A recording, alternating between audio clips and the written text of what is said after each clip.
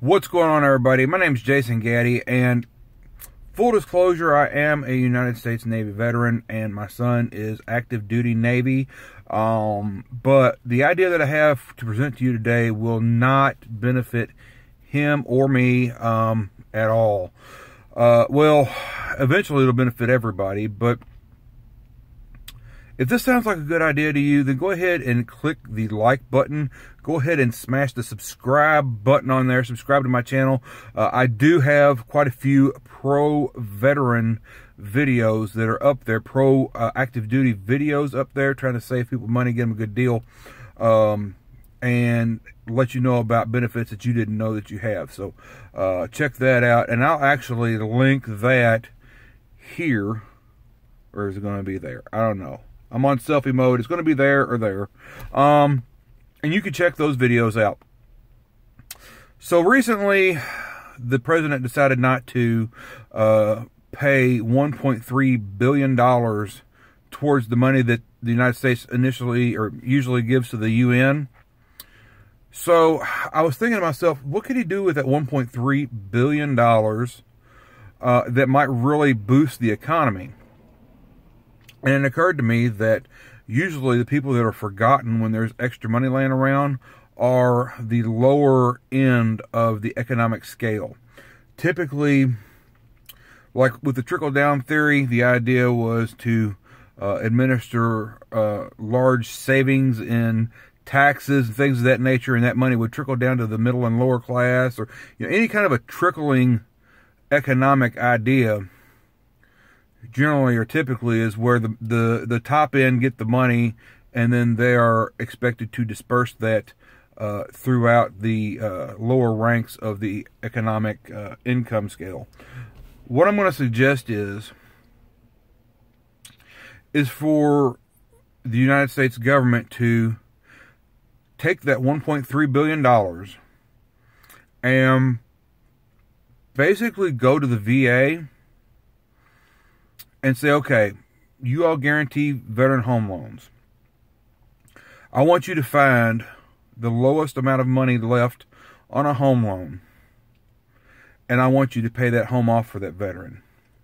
And then go to the next home, the next greatest number, and then the next greatest number, and the next greatest number. And it wouldn't be that hard because we all have computer programs, and everybody knows everything. You can get it in a click of a button. I mean, it's just not that hard.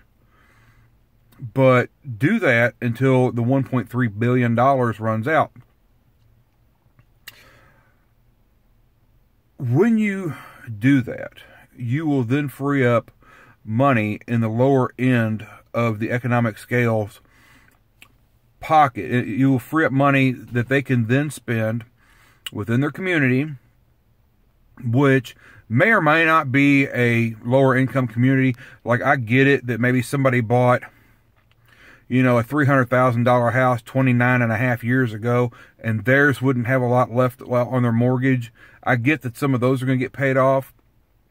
But somebody that's bought a $30,000 or $40,000 house, probably in the lower end of the scale as far as income goes, and those people live probably in a lower end community of income, and would then spend money in that income, which that store owner or whatever can pay somebody their salary, which then they can purchase things at a store, and then that store owner could pay somebody, and then they can buy something with that money. That's how the trickling economy works. Like, you purchase something, that money goes to the store owner, he then pays his employees who take their paycheck to then purchase something. There's an economic explosion when you stimulate the economy like that.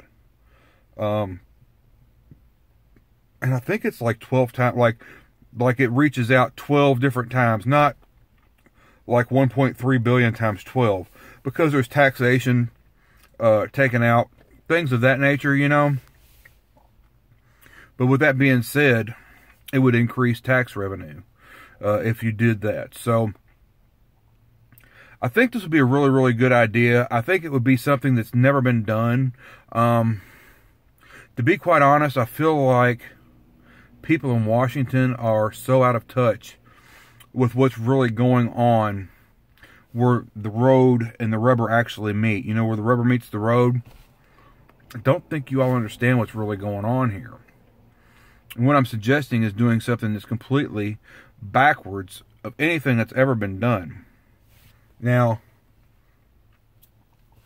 there's going to be some people that say, well, Jason, why don't you just suggest that they take that $1.3 billion and divide it by all the veterans in the United States?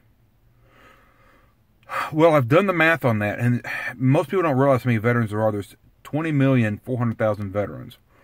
So if you divide 1.3 billion by 20,400,000, it's like 67 bucks. I think I have the number written here. $67. Thought I had it. I believe it's 73 cents, something like that. It's not a lot. It's one meal out at a medium quality restaurant, which is not life-changing for anybody.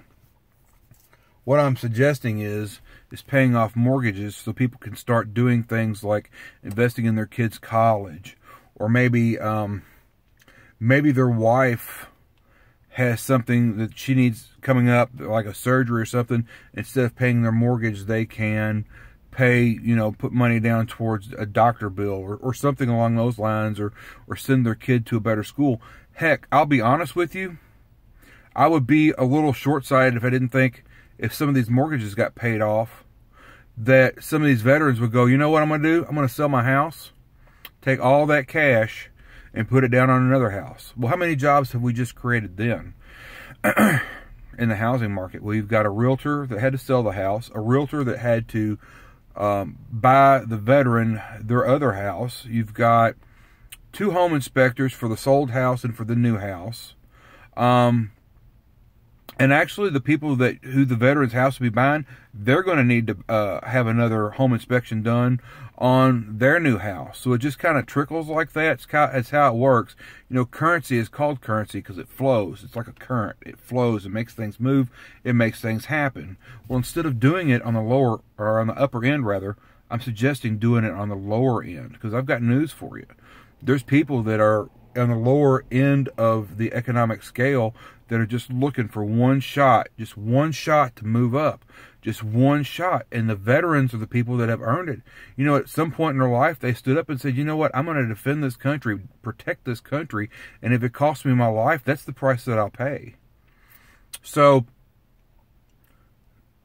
there's going to be people out there that are going to be naysayers, and they're going to say, Jason, $1.3 billion, that's a lot of money to spend.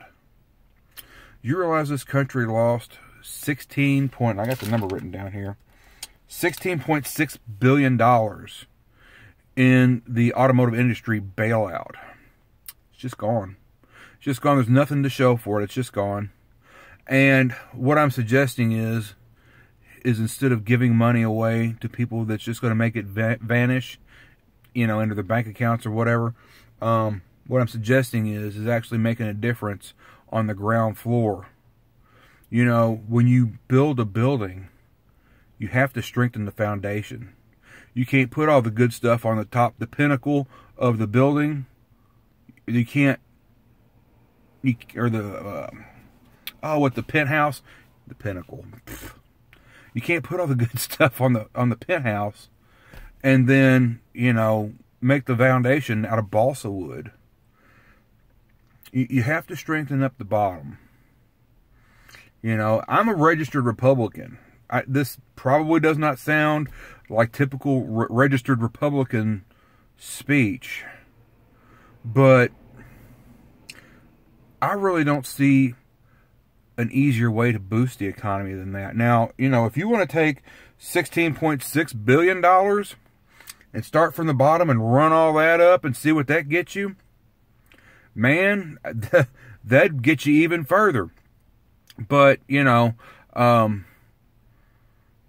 I think starting at the bottom and working your way up would be a very, very good solution. Now, if people think, well, why don't they just give out $100,000 and for each home loan that's out there, and then if it covers the cost of the house and they have leftover money, well, then great, whatever. That only services like 13,000 veterans and their families.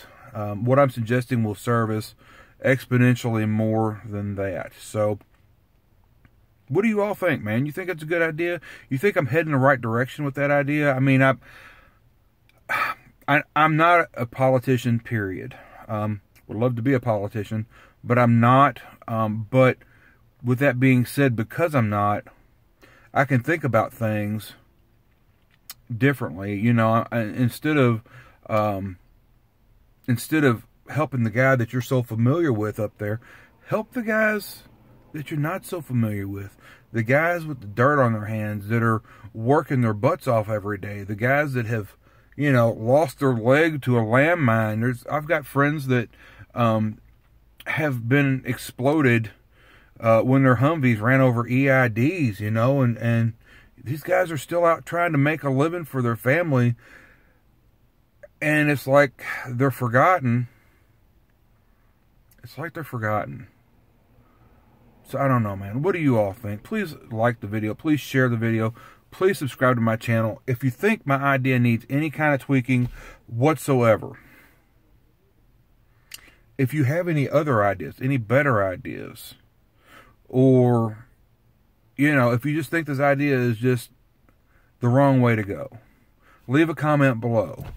All right, listen, guys, I got to get out of here. Thank you all so much for your time. I've ran it over 11 minutes. Thank you all so much for your time. Appreciate you all listening to my video, and we'll see you in the next one.